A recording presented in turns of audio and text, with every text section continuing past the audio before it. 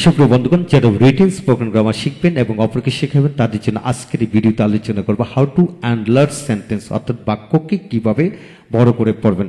হ্যাঁ বন্ধুগণ, এই চ্যাপ্টারে 127টি বাক্য বড় করার পদ্ধতি দেওয়া হয়েছে, সেগুলো যদি আপনারা ভেঙে ভেঙে বুঝে শিখে নেন, ইনশাল্লাহ যে কোনো ধরনের বাক্যকে বড় করে পড়তে পারবেন। তাই আমাদের সকল ভিডিওগুলি একে একে দেখুন, ইনশাল্লাহ পেরে যাবেন।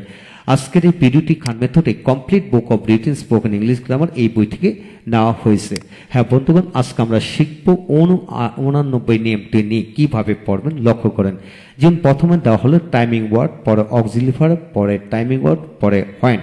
তো টাইমিং ওয়ার্ড বলতে কি বুঝি সেটা আপনাকে প্রথম ভালো করে খেয়াল করে পড়তে হবে এবং জানতে হবে। যেমন টাইমিং ওয়ার্ড বলতে ঘন্টা, মিনিট, দিন, ঘন্টা, মিনিট, দিন, দিন থেকে আবার সকাল, দুপুর, বিকাল, রাত, সকাল, দুপুর, বিকাল, রাত, সেটা কিন্তু টাইমিং শব্দ, টাইমিং ওয়ার্ড। তারপরে আসেন এখানে দিন বলতে শনি, রবি, সোম, মঙ্গল, বুধ, বৃহস্পতি, শুক্র। তারপর হলো মাস, মাস বলতে আমরা বুঝি জানুয়ারি, ফেব্রুয়ারি থেকে ডিসেম্বর পর্যন্ত। তারপরে হলো এই দিনগুলোকে আবার ভাগাভাগ করা হলো দিন, মাস, বছর, দিন, মাস, বছর, দিনের মাস, দিনের থেকে আবার দেখা হলো সপ্তাহ, হলো দিন, সপ্তাহ, মাস, বছর, এইভাবে। তারপরে হলো টাইমিং শব্দকে আবার সুনির্দিষ্ট টাইম দিয়ে বাক্যাংশ তৈরি করা যায়। আবার এখানে বিভিন্ন তারিখ শব্দগুলোকে কিন্তু টাইমিং ওয়ার্ড হিসেবে আপনি ধরে নিতে হবে।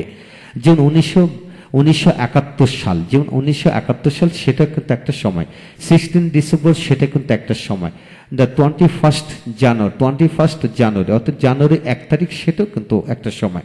আবার পহেলা জানুয়ারি আবার last day of January, Pohela January, middle of the January, last day of January. হ্যাঁ, প্রথম মাসের প্রথম দিন, দ্বিতীয় দিন, তৃতীয় দিন, চতুর্থ দিন, পঞ্চম দিন, কিংবা মাসের মাঝামাঝি, মাসের শেষ দিন, মাসের শেষ দিন। আবার বছরের প্রথম দিন, প্রথম মাস, বছরের আবার কি হবে, বছরের প্রথম দিন, আবার প্রথম মাসকে কিন্তু টাইমিং শব্দ ধরা হয়। আবার বছরের মাঝামাঝি সময়কে টাইমিং শব্দ ধরা হয়। আবার যে কোনো সিজনকেও, যেমন সামার সিজন, শীতকাল, বসন্তকাল, এইগুলো কালকেও কিন্তু সময় ধরা হয়। হ্যাঁ বন্ধুগণ, আমরা প্রথম সময়যুক্ত শব্দগুলোকে আমরা চিনে নিলাম।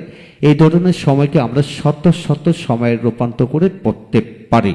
তারপরে সপ্তাহের প্রথম দিন, সপ্তাহের দ্বিতীয় দিন, তৃতীয় দিন, এইভাবে পড়া। সপ্তাহে আবার শেষ দিন, মাসের শেষ দিন, বছরের শেষ দিন, বছরের শুরুর দিন। তো এইভাবে আবার শীতের প্রথম, শীতের মাঝামাঝি, শীতের শেষ, অর্থাৎ যে কোনো ঋতুর ক্ষেত্রেও কিন্তু এইভাবে বাক্যাংশ তৈরি করে পড়তে পারবেন। হ্যাঁ, এখন আসেন কিভাবে বাক্য তৈরি করবেন। যেমন Saturday is the day when, শনিবার একটি দিন যখন সপ্তাহ শুরু হয়। Friday is the day when, অর্থাৎ শনিবার, শুক্রবার একটা দিন যখন। Sunday is the day when, অর্থাৎ রবিবার একটা দিন যখন। স্যাটারডে ইজ দ্য ডে বা Sunday, Monday, Tuesday, Wednesday, Thursday, Friday is the day when. এইভাবে আপনারা যে কোনো দিনকে এইভাবে করতে পারেন।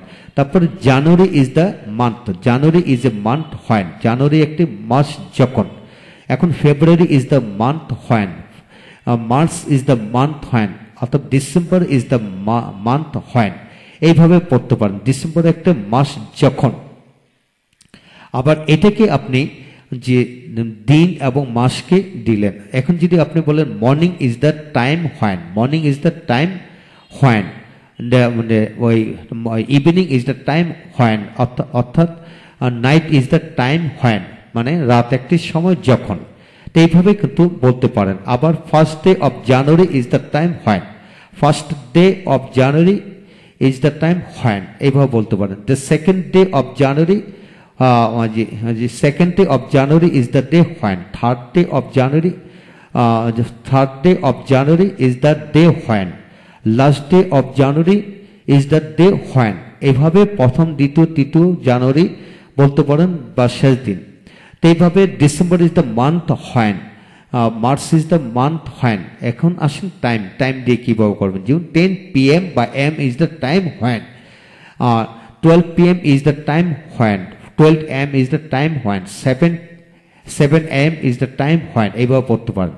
আবার তারিখ দিয়ে এইভাবে পড়তে পারেন, যেমন 16 December is the date when, 16 December is the date when. আবার আবার দেখা গেল যে 21st ইজ দ্য 21st মানে February is the date when. এইভাবে যে কোনো তারিখও কিন্তু আপনি এইভাবে বাক্যাংশ এবং বাক্য তৈরি করে পড়তে পারবেন।